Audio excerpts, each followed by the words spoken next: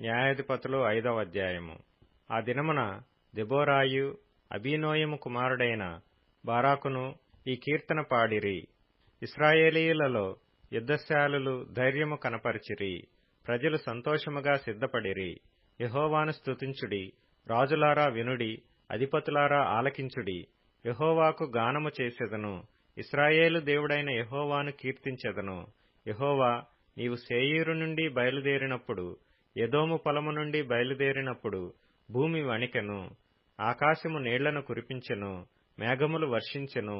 యెహోవా సన్నిధిని కొండలలో నుండి ప్రవాహములు వచ్చెను. ఇశ్రాయేలు దేవుడైన యెహోవా సన్నిధిని సీనాయిలో నుండి ప్రవాహములు వచ్చెను. అనాతు కుమారుడైన షమ్గరు దినములలో, యాయేలు దినములలో రాజమార్గములు ఎడారులాయెను. ప్రయాణస్థులు చుట్టుత్రోవలలోనే నడిచిరి. ఇశ్రాయేలీల అధిపతులు లేకపోయిరి. దెబోరా అను నేను రాకమునుపు, ఇశ్రాయేలులో నేను తల్లిగా నుండక మునుపు వారు లేకపోయిరి. ఇశ్రాయేలీయులు క్రొత్త దేవతలను కోరుకొనగా యుద్ధము ద్వారముల యొద్దకు వచ్చెను. ఇశ్రాయేలీయులలో 40,000 మందికి ఒక కేడెమే గాని ఈటయే గాని కనబడలేదు. జనులలో ఇశ్రాయేలీల అధిపతులు సంతోషముగా సిద్ధపడిరి. వారియందు నాకు ప్రేమ కలదు. యెహోవాను స్తుతించుడి. తెల్లగాడిదలు నెక్కువారులారా, తివాసుల మీద కూర్చుండువారులారా, త్రోవలో నడుచువారులారా, ఈ సంగతి ప్రకటించుడి. విలుకాండ్ర ధ్వనికి దూరముగా నుండువారు, నీళ్లు చేదుకొను స్థలములలో నుండువారు యెహోవా నీతి క్రియలను ప్రకటించెదరు. ఇశ్రాయేలీల గ్రామములలో ఆయన జరిగించు నీతి క్రియలను వారు ప్రకటించెదరు. వినుటకై యెహోవా జనులు ద్వారములలో కూడుదురు. దెబోరా మేలుకొనుము, మేలుకొనుము, దెబోరా మేలుకొనుము, మేలుకొనుము. బారాకు కీర్తన పాడుము. అబీనోయము కుమారుడా, లెమ్ము, చెరపట్టిన వారిని చెరపట్టుము. ప్రజల వీరులలో శేషించిన వారును కూడి వచ్చిరి. శూరులలో యెహోవా నాకు సహాయము చేయవచ్చెను. అమాలేకీయులలో కాపురమున్న ఎఫ్రాయిమీయులను, నీ తరువాత నీ జనులలో బెన్యామీనీయులను, మాకీరు నుండి న్యాయాధిపతులను, జెబూలూనీయుల నుండి నాయక దండము వహించువారును వచ్చిరి. ఇస్సాకారీయులైన అధిపతులు దెబోరాతో కలిసి వచ్చిరి.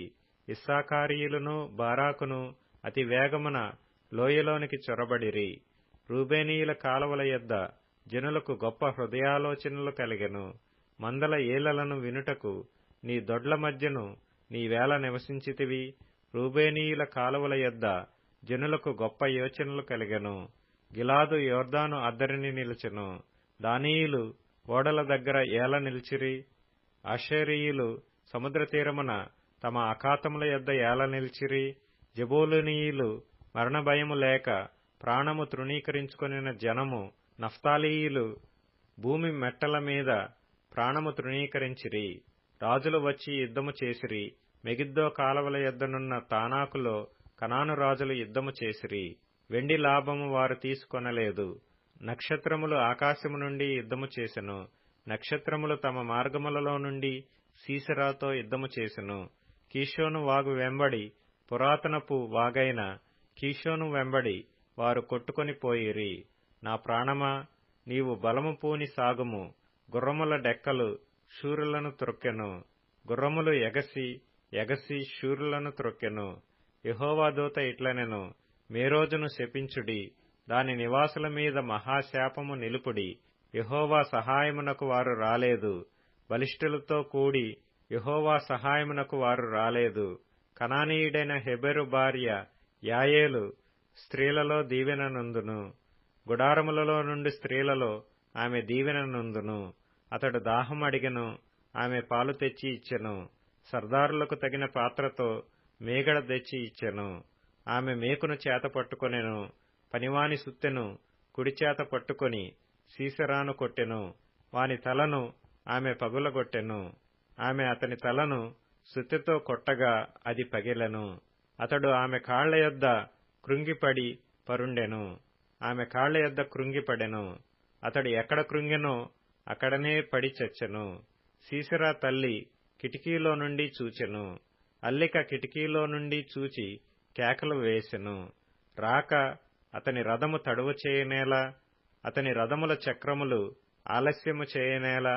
ఆమె యొద్దనున్న వివేకము గల రాజకుమార్తెలు ఈలాగుననే ఉత్తరమిచ్చిరి. ఆమె తనకు తాను మరలా ఇట్లనుకొనుచుండెను, వారికి దొరికెను గదా, దోపుడు సొమ్ము పంచుకొనుచున్నారు గదా, యోధులందరూ తలాయొక స్త్రీని తీసుకొందురు, ఇద్దరేసి స్త్రీలు వారికి దొరుకుదురు. సీసెరాకు రంగు వేయబడిన వస్త్రమొకటి దోపుడు సొమ్ముగా దొరుకును, రంగు వేయబడిన విచిత్ర వస్త్రమొకటి దోపుడుగా దొరుకును. రెండు వైపులా రంగు వేయబడిన విచిత్రమైన వస్త్రము దోచుకొనిన వారి మెడలకు తగిన వస్త్రమొకటి దొరుకును. యెహోవా నీ శత్రువులందరూ అలాగుననే నశించెదరు. ఆయనను ప్రేమించువారు బలముతో ఉదయించు సూర్యుని వలె నుందురు అని పాడిరి.